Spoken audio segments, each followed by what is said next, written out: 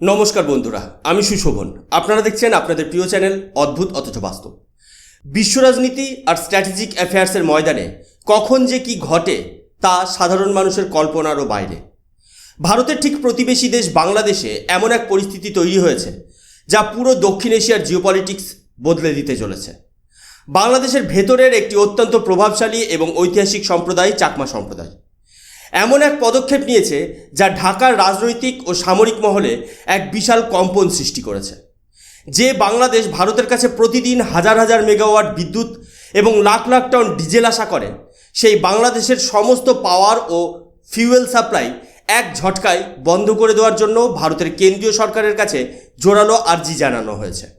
শুধু তাই নয়, 1947 সালের একটি ঐতিহাসিক ভুল সংশোধন করে চিটাগাঁও হিল ট্র্যাক বা পার্বত্য চট্টগ্রামকে পুনরায় ভারতের ভূখণ্ডের সাথে যুক্ত করার এক চরম জাতীয়তাবাদী দাবি উঠে এসেছে।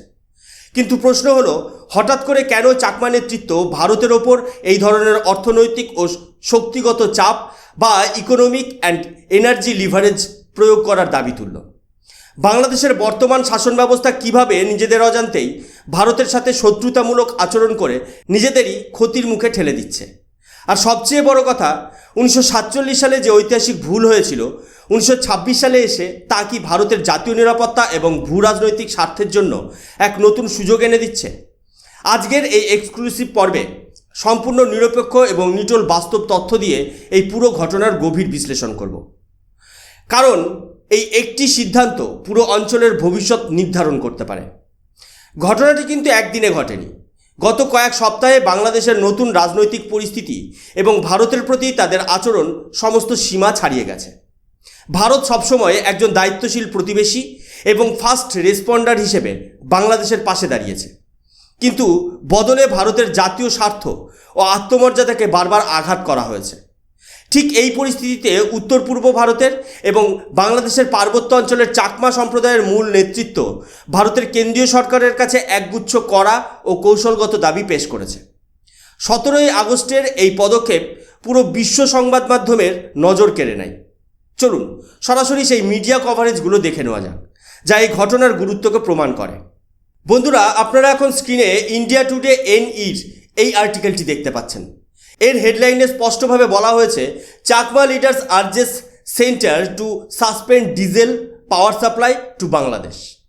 অর্থাৎ চাকমা নেতারা ভারতের কেন্দ্রীয় সরকারকে স্পষ্টভাবে অনুরোধ করেছেন যে বাংলাদেশে ভারত থেকে পাঠানো ডিজেল এবং ইলেকট্রিসিটি সাপ্লাই অবিলম্বে সাসপেন্ড বা স্থগিত করা হোক।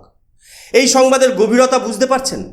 চাকমা সম্প্রদায়ের শীর্ষ নেতৃত্ব যেমন রসিকমোহন চাকমা, সুহাস চাকমা, অধ্যাপক গৌতম চাকমা এবং প্রীতিময় চাকমা একত্রিত হয়ে ভারতকে বার্তা দিয়েছেন যে যে দেশ ভারতের সহযোগিতার তোয়াক্কা করে না, সেই দেশকে ভারতের করদাতাদের টাকায় চালিত শক্তির সুবিধা দেওয়া বন্ধ করা উচিত। চাকমা নেতৃত্বের এই দাবির মূল পয়েন্টগুলো যদি আমরা বিশ্লেষণ করি, তবে দেখা যাবে তারা বলতে চাইছেন, প্রথমত ভারত থেকে বাংলাদেশে ডিজেল পাঠানোর জন্য তৈরি ফ্রেন্ডশিপ পাইপলাইন সম্পূর্ণ পুনর্মূল্যায়ন বা বন্ধ করতে হবে। দ্বিতীয়ত, ঝাড়খণ্ডের গোড্ডায় অবস্থিত আদানি পাওয়ার প্ল্যান্ট থেকে বাংলাদেশে যে বিপুল পরিমাণ বিদ্যুৎ এক্সপোর্ট করা হয় তা অবিলম্বে বন্ধ করতে হবে। এবং তৃতীয়ত, 1947 সালের বিতর্কিত সিদ্ধান্তের পর থেকে পার্বত্য চট্টগ্রামে অমুসলিম অধিবাসীদের উপর যে নির্যাতন চলছে তার স্থায়ী সমাধানের জন্য এই পুরো অঞ্চলকে ভারতের অধীনে ফিরিয়ে আনার কূটনৈতিক প্রক্রিয়া শুরু করতে হবে। এবার আসা যাক এই ঘটনার সবচেয়ে বড় এবং ঐতিহাসিক দিকটিতে, চিটাগাঁও হিল ট্র্যাক বা পার্বত্য চট্টগ্রাম। যে কোনো জিওপলিটিক্যাল ইস্যু বুঝতে হলে তার ইতিহাস জানা অত্যন্ত জরুরি। 1947 সালে যখন স্যার রেডক্লিফ ভারতের সীমানা নির্ধারণ বা বাউন্ডারি ডিমার্কেশন করেছিলেন, তখন পার্বত্য চট্টগ্রাম বা চিটাগাঁও হিল ট্র্যাক অঞ্চলে প্রায় 97% জনসংখ্যা ছিল অমুসলিম এবং আদিবাসী, যাদের সিংহভাগই চাকমা ও বৌদ্ধ সম্প্রদায়ভুক্ত। স্বাভাবিক ও যৌক্তিক নিয়ম অনুযায়ী এই অঞ্চলটি ভারতের অংশ হওয়ার কথা ছিল, কিন্তু তৎকালীন কিছু ঐতিহাসিক ভুল এবং পাকিস্তানের অন্যায্য চাপের কারণে এই সমৃদ্ধ কৌশলগত অঞ্চলটি পূর্ব পাকিস্তানের হাতে তুলে দেওয়া হয়। এখন আপনারা স্ক্রিনে দ্য টাইমস অফ ইন্ডিয়ার গুরুত্বপূর্ণ খবরটি দেখতে পাচ্ছেন, যার হেডলাইন বলছে, Chakmas call for Chittagong hill tracts inclusion in India. এই আর্টিকেলে বিস্তারিতভাবে তুলে ধরা হয়েছে কিভাবে চাকমা নেতৃত্ব আন্তর্জাতিক আদালত এবং আন্তর্জাতিক সনদের দোহাই দিয়ে 1947 সালের সেই সিদ্ধান্তকে একটি রেডক্লিফীয় ভুল বা রেডক্লিফি এরর হিসেবে চিহ্নিত করেছে এবং ভারতীয় সার্বভৌমত্বের অধীনে এই অঞ্চলের পুনর্বাসনের দাবি তুলেছে। 1971 সালে বাংলাদেশ স্বাধীন হওয়ার পরও চাকমা সম্প্রদায়ের ভাগ্য বদলায়নি। বিগত কয়েক দশকে এবং বিশেষ করে সাম্প্রতিক রাজনৈতিক অস্থিরতার সময় পার্বত্য চট্টগ্রামের খাগড়াছড়ি, রাঙামাটি এবং বান্দরবান এলাকায় চাকমা সম্প্রদায়ের ঘরবাড়ি, ব্যবসা প্রতিষ্ঠান এবং ধর্মীয় উপাসনালয়ে মারাত্মক আক্রমণ করা হয়েছে। মোহাম্মদ ইউনূসের অস্থিতিশীল শাসন আমল থেকে শুরু করে সাম্প্রতিক সময়েও সেখানে মানবাধিকার লঙ্ঘনের চরম সীমা পার হয়েছে। তাই চাকমা নেতারা মনে করছেন ভারতের সাহায্য ছাড়া তাদের অস্তিত্ব রক্ষা করা অসম্ভব, আর সেই কারণেই তারা ভারতের অর্থনৈতিক শক্তি এবং শক্তির ভারসাম্যকে হাতিয়ার হিসেবে ব্যবহার করার পরামর্শ দিচ্ছে। এবার আসুন সেই মূল বিষয়ে আলোচনা করা যাক, যা বাংলাদেশকে সোজা পথে আনতে বাধ্য করতে পারে: এনার্জি ডিপ্লোমেসি বা জ্বালানি কূটনীতি। একটি আধুনিক দেশ চালাতে গেলে সবথেকে বেশি যা প্রয়োজন তা হলো এনার্জি বা শক্তি। বাংলাদেশ তার বিদ্যুৎ এবং জ্বালানির জন্য বিপুল পরিমাণে ভারতের ওপর নির্ভর করে, অথচ সেই বাংলাদেশি যখন ভারতকে শর্ত দেওয়ার চেষ্টা করে বা ভারতের শত্রুদের সাথে হাত মেলায়, তখন ভারতের কাছে নিজের অর্থনৈতিক এবং শক্তি বা ইকোনমিক অ্যান্ড এনার্জি লিভারেজ ব্যবহার করা ছাড়া কোনো পথ থাকে না। আসুন কিছু নিটল গাণিতিক এবং বাস্তব পরিসংখ্যান দেখে নেওয়া যাক।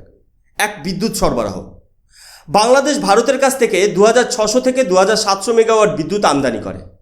এর মধ্যে ভারতের বহরপুর ভৈরামারা কানেকশন দিয়ে আসে প্রায় 1000 মেগাওয়াট, ত্রিপুরা থেকে যায় প্রায় 160 মেগাওয়াট এবং সবচেয়ে বড় অংশ ঝাড়খণ্ডের আদানি গোড্ডা পাওয়ার প্ল্যান্ট থেকে একচেটিয়াভাবে বাংলাদেশে এক্সপোর্ট হয় প্রায় 1500 মেগাওয়াট বিদ্যুৎ। বিগত বছরগুলোতে, বিশেষ করে 2025-এর শেষ দিকে, গোড্ডা পাওয়ার প্ল্যান্ট থেকেই বাংলাদেশে প্রায় 2.25 বিলিয়ন কিলোওয়াট ঘন্টা বিদ্যুৎ পাঠানো হয়েছিল। 2, ডিজেল সরবরাহ। নুমাফিগড় থেকে শুরু হওয়া ইন্ডিয়া বাংলাদেশ ফ্রেন্ডশিপ ডিজেল পাইপলাইনের মাধ্যমে ভারত প্রতি বছর বাংলাদেশকে হাজার হাজার টন ডিজেল সরবরাহ করার জন্য প্রতিশ্রুতিবদ্ধ। চাকমা নেতারা যে বিষয়টি বিশেষভাবে হাইলাইট করেছেন তা হলো 2026 সালের মার্চ মাসে যখন মিডল ইস্ট বা মধ্যপ্রাচ্যে হরমুজ প্রণালী সংকটে বিশ্বজুড়ে জ্বালানির সংকট তুঙ্গে ছিল, তখন ভারত নিজের দেশের এনার্জি সিকিউরিটি সত্ত্বেও বাংলাদেশকে বন্ধুত্বের খাতিরে প্রায় 5000 টন ডিজেল সরবরাহ করেছিল। মার্চ ও এপ্রিল মিলিয়ে ভারত প্রায় 30,000 টন জ্বালানি বাংলাদেশকে দিয়েছিল। স্ক্রিনে আপনারা টাইমস অফ ইন্ডিয়া সিটি নিউজের এই আর্টিকেলটি দেখতে পাচ্ছেন।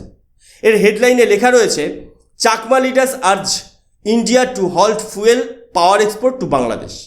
এই প্রতিবেদনে স্পষ্টভাবে রসিকমোহন চাকমা এবং সুহাস চাকমা সহ প্রধান নেতাদের বক্তব্য তুলে ধরা হয়েছে, যেখানে বলা হয়েছে বাংলাদেশ ভারতকে পাল্টা ব্ল্যাকমেল বা শর্ত দিতে চাইলে ভারতের উচিত সমস্ত জ্বালানি এক্সপোর্ট সঙ্গে সঙ্গে ফ্রিজ করে দেওয়া। বন্ধুরা, এখানে একটি অত্যন্ত গুরুত্বপূর্ণ প্রশ্ন ওঠে: বাংলাদেশ কেন হঠাৎ ভারতের বিরুদ্ধে অবস্থান নেওয়ার মতো দুঃসাহস দেখাচ্ছে? আসলে বাংলাদেশ মনে করেছিল তারা ভারতকে ব্ল্যাকমেল করে নিজেদের রাজনৈতিক উদ্দেশ্যে ব্যবহার করতে পারবে। সম্প্রতি ভারত সরকার সৌজন্যের খাতিরে বাংলাদেশে ভারতের প্রতি বন্ধু মনোভাবাপন্ন অবস্থান তৈরির লক্ষ্যে নতুন প্রতিনিধি তারেক রহমানকে দ্বিপাক্ষিক বৈঠক এবং ব্রিক্স শীর্ষ সম্মেলনে আমন্ত্রণ জানিয়েছিল। বাংলাদেশ কিন্তু ব্রিক্সের স্থায়ী সদস্য নয়, তাও ভারতের উদ্যোগেই এই নতুন সুযোগ তৈরি করা হয়েছিল। কিন্তু বদলে বাংলাদেশ কি করলো? তারা ভারতের উপর শর্ত চাপাতে শুরু করলো। তারা দাবি তুলল যে ভারত থেকে আগে শেখ হাসিনাকে বাংলাদেশ সরকারের হাতে তুলে দিতে হবে, তবেই তারা ভারতে আসবে। একই সাথে তারা একদিকে ভারতকে হুমকি দিচ্ছে আর অন্যদিকে পেছনের দরজা দিয়ে ভারতের কাছে আরও বেশি পরিমাণ ডিজেল ও ছাড়ের আবেদন জানাচ্ছে। জিওপলিটিক্সের মাঠে ভারতের মতো একটি গ্লোবাল সুপার পাওয়ারকে এভাবে শর্ত দেওয়া শুধু হাস্যকরই নয়, বরং এক চরম কূটনৈতিক ভুল। এখানে একটি কথা আমাদের গর্বের সাথে মনে রাখতে হবে: ভারত আজ বিশ্বমঞ্চে যে কোনো সংকটের সমাধানকারী দেশ হিসেবে 1 নম্বর বা সর্বশ্রেষ্ঠ অবস্থানে অবস্থান করছে। গ্লোবাল এনার্জি গ্রিড তৈরি থেকে শুরু করে গ্লোবাল সাপ্লাই চেন পরিচালনা করা, ভারত সব ক্ষেত্রেই বিশ্বে 1 নম্বর নেতৃত্বের পরিচয় দিচ্ছে। ভারত আজ কেবল আঞ্চলিক পরাশক্তি নয়, ভারত বিশ্ব রাজনীতির দিশারি। তাই কোনো প্রতিবেশী দেশ যদি মনে করে তারা ভারতের সহানুভূতিকে ভারতের দুর্বলতা ভাববে, তবে সেটা তাদের ঐতিহাসিক ভুল হবে। ভারত যদি আজ কেবল একদিনের জন্য গোড্ডা পাওয়ার প্ল্যান্ট বন্ধ করে দেয় বা ডিজেল পাইপলাইনের নজেল বন্ধ করে দেয়, তবে ঢাকায় অর্থনৈতিক ধস নেমে আসবে। তাহলে সব মিলিয়ে আসল বিষয়টি কি দাঁড়াচ্ছে? চাকমা সম্প্রদায়ের নেতারা ভারতের সামনে যে দাবিগুলো তুলে ধরেছেন তা শুধু চাকমা সম্প্রদায়ের বাঁচার আর্তনাদ নয়, বরং তা ভারতের জাতীয় নিরাপত্তার জন্য একটি বড় স্ট্র্যাটেজিক হিন্ট। ভারতের উচিত নিজের শক্তির সরবরাহ বা এনার্জি লিভারেজকে অত্যন্ত সতর্কতার সাথে ব্যবহার করা, যাতে বাংলাদেশকে বোঝানো যায় যে ভারতের সাথে শত্রুতা করার মূল্য কতটা মারাত্মক হতে পারে। পার্বত্য চট্টগ্রাম বা চিটাগাং হিল ট্র্যাকের মানবতাবাদী সংকটকে আন্তর্জাতিক মঞ্চে তুলে ধরা এবং সেখানে ভারতীয় জাতীয় স্বার্থ সুরক্ষিত করা। ভারতের নেভারহুড ফার্স্ট পলিসি অবশ্যই থাকবে, কিন্তু তা কোনোভাবেই ভারতের আত্মসম্মান ও সার্বভৌমত্বকে বলি দিয়ে নয়।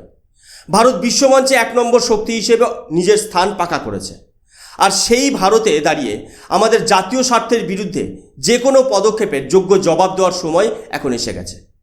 আপনাদের কি মনে হয়, ভারতের কি সত্যিই অবিলম্বে বাংলাদেশে বিদ্যুৎ এবং ডিজেল সরবরাহ বন্ধ করে দেওয়া উচিত? আর পার্বত্য চট্টগ্রাম অঞ্চলে চাকমা সম্প্রদায়ের দাবির ব্যাপারে ভারতের দৃষ্টিভঙ্গি কী হওয়া উচিত? নিচে কমেন্ট সেকশনে আপনার মূল্যবান মতামত অবশ্যই লিখে জানান। ভিডিওটি ভালো লাগলে লাইক করুন এবং বন্ধুদের সাথে শেয়ার করুন। আর আপনি যদি আমাদের চ্যানেলে নতুন হয়ে থাকেন তবে অবশ্যই আমাদের চ্যানেলটি সাবস্ক্রাইব করে পাশে থাকা বেল আইকন প্রেস করতে ভুলবেন না। আমি সুশোভন আজকের মতো এখানেই শেষ করছি। দেখা হবে পরবর্তী একটি নতুন ভিডিওতে। ততক্ষণ পর্যন্ত ভালো থাকবেন, সুস্থ থাকবেন। জয় হিন্দ, বন্দে মাতরম, ভারত মাতা কি জয়।